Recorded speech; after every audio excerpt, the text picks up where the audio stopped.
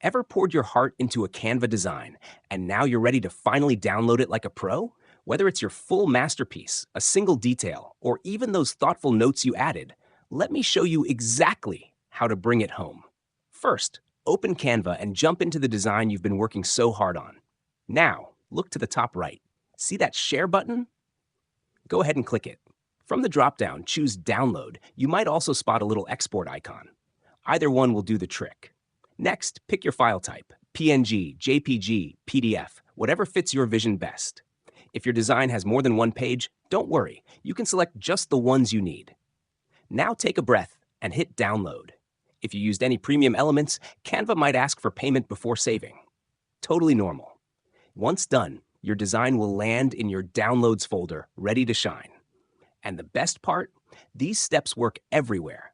Whether you're on desktop or mobile, you've got this. Go ahead, create, download, and share your brilliance with the world.